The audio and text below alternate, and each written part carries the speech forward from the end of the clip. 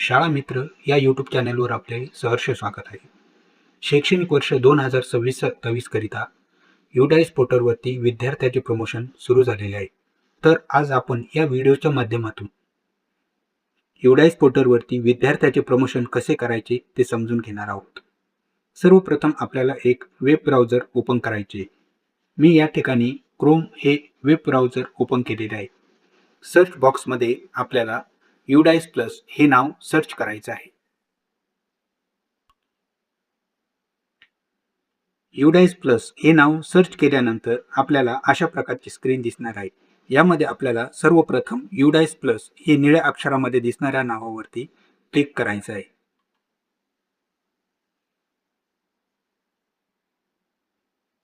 त्यानंतर आपल्याला अशा प्रकारची स्क्रीन दिसणार आहे. यामध्ये आपल्याला उजव्या बाजूला log in for all module यावरती आपल्याला क्लिक करायचं आहे.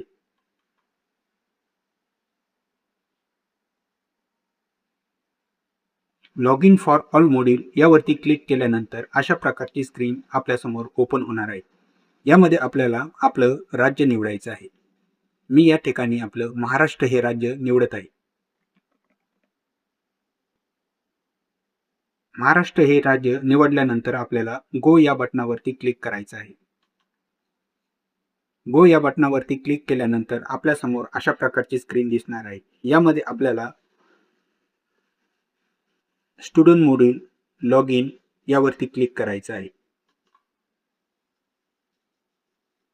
स्टुडंट मॉड्यूल मध्ये लॉग इन करण्यासाठी आपल्यासमोर लॉग इन विंडो ओपन झालेली आहे. यामध्ये आपल्याला युजर नेम म्हणजे आपल्या शाळेचा युडाईस क्रमांक नमूद करायचा आहे. त्यानंतर आपल्या शाळेचा युडाईस पोर्टलवरील पासवर्ड येथे आपल्याला नमूद करायचा आहे. त्यानंतर आपल्याला स्क्रीनवर दिसणारा कॅप्चा बॉक्समध्ये नमूद करायचा आहे. मी या ठिकाणी स्क्रीनवर दिसणारा कॅप्चा बॉक्समध्ये नमूद करत आहे. साइन इन केल्यानंतर आपल्यासमोर अशा प्रकारची स्क्रीन दिसणार आहे. यामध्ये आपल्या शाळेचं होम पेज आपल्याला येथे दिसत आहे. यामध्ये आपल्याला करंट अकॅडमिक इयर व मागील वर्ष 2025-26 अशा प्रकारचे 2 टॅब दिसत आहे. यामध्ये आपल्याला करंट अकॅडमिक इयर 2026-27 मध्ये काम करायचे असल्याने आपण त्यावर क्लिक करूया.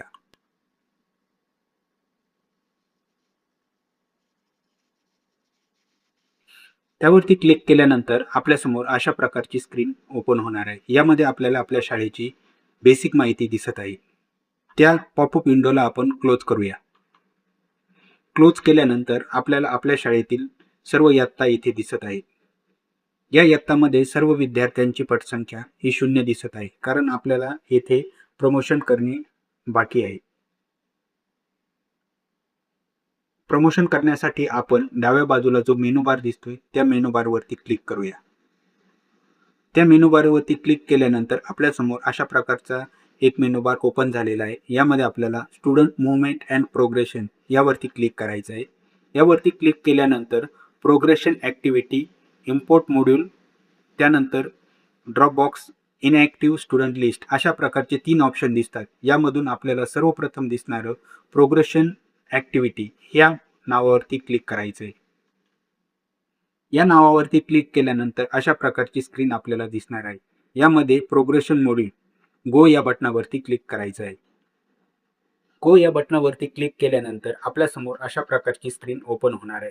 यामधून आपल्याला ज्या इयत्तेतील विद्यार्थ्यांचे प्रमोशन करायचं आहे ती इयत्ता आपण येथे निवडणार आहोत. मी सर्वप्रथम इयत्ता पहिलीच्या वर्गातील विद्यार्थ्याचे प्रमोशन करायचे असल्याने पहिलीचा वर्ग निवडत आहे. त्यानंतर आपल्याला जो सेक्शन आहे तो येथे निवडायचा आहे आणि गो या बटनावरती क्लिक करायचं आहे. गो या बटनावरती क्लिक केल्यानंतर आपल्यासमोर इयत्ता पहिलीच्या वर्गातील विद्यार्थ्यांची यादी ओपन झालेली आहे. या यादीमधून मला ज्या विद्यार्थ्याचं प्रमोशन करायचंय त्या विद्यार्थ्याच्या समोरील माहिती मी क्रमाक्रमाने भरणार आहे.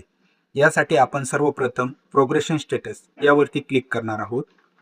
प्रोग्रेशन स्टेटस या नावावरती क्लिक केल्यानंतर आपल्यासमोर 3 ऑप्शन ओपन झालेले आहे. प्रमोटेड बाय एक्झामिनेशन म्हणजे विद्यार्थी परीक्षा देऊन पुढील वर्गात प्रवेशित झाला आहे. त्यानंतर दुसरा ऑप्शन आहे नॉट प्रमोटेड किंवा रिपीटर म्हणजे विद्यार्थी त्या वर्गामध्ये अनुत्तीर्ण झालेला आहे अशा प्रकारचा ऑप्शन आहे.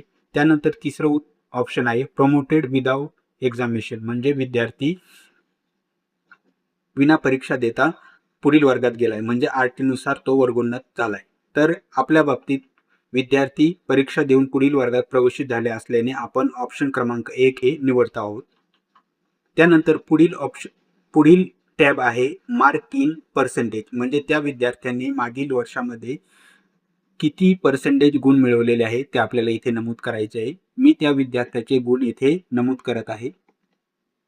त्यानंतरचं पुढील ऑप्शन आहे number of days school attend, म्हणजे त्या विद्यार्थ्याने एकूण वर्षभरामध्ये कामाच्या दिवसामध्ये किती दिवस उपस्थित होता ते इथे आपल्याला नमूद करायचं आहे. मी त्या विद्यार्थ्याच्या एकूण कामाचे दिवस इथे नमूद करत आहे. तो विद्यार्थी एकूण वर्षभरामध्ये किती दिवस उपस्थित होता ते इथे नमूद केले आहे.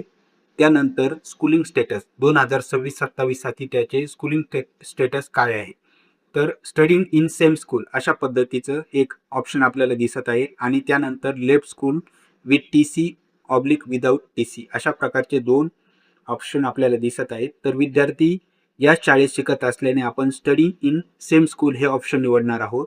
तर विद्यार्थी शाळा सोडून दुसऱ्या शाळेमध्ये प्रवेशित झाला असेल तर आपण left school with TC or without TC हे ऑप्शन निवडू शकतो. आपण सध्या तरी ऑप्शन क्रमांक 1 हे निवडत आहोत. त्यानंतर पुढील टॅब आहे विद्यार्थ्याचा सेक्शन निवडायचा. तर आपल्याला इथे बाय डिफॉल्ट A हा सेक्शन निवडायचा आहे. त्यानंतर पुढे आपल्याला विद्यार्थ्याचं सध्याचं स्टेटस पेंडिंग दिसत आहे आणि विद्यार्थ्याची प्रोग्रेस म्हणजे प्रमोशनची जी आपण ऑनलाईन जे प्रमोशन करतो आहोत त्याची आपल्याला इथं डेट आणि वेळ दिसणार आहे. सध्या आपण इथे अपडेट या बटनावरती क्लिक करणार आहोत. अपडेट या बटनावरती क्लिक केल्यानंतर आपल्यासमोर student detail has been updated successfully अशा पद्धतीचा मेसेज आलेला आहे. म्हणजे याचा अर्थ आपला तो विद्यार्थी प्रमोशन झालेला आहे. आपण ओके या बटनावरती क्लिक करूया. ओके या बटनावरती क्लिक केल्यानंतर यापूर्वी दिसणारा आपल्याला स्टेटस डन म्हणून आलेला आहे. यापूर्वी आपल्याला स्टेटस हा पेंडिंग दिसत होता. तर अशा पद्धतीने आपण क्रमाक्रमाने विद्यार्थ्यांचं प्रमोशन करू शकतो. सर्व विद्यार्थ्याचे प्रमोशन आपण करून घेतल्यानंतर आपल्याला शेवटी वर्ग फायनलाइज करायचा आहे. म्हणजे सर्व विद्यार्थ्याचे प्रमोशन जेव्हा होतील तेव्हा आपण फायनलाइज या बटनावरती क्लिक करून आपली प्रमोशनची प्रक्रिया पूर्ण करू शकतो. अशा पद्धतीने आपण सर्व विद्यार्थ्याचं प्रमोशन करून शाळा फायनलाइज करू शकतो. तर अशाच प्रकारचे नवनवीन व्हिडिओ बघण्यासाठी आमच्या शाळा मित्र या YouTube चॅनलला लाईक करा, शेअर करा आणि सबस्क्राईब करा. खूप खूप धन्यवाद.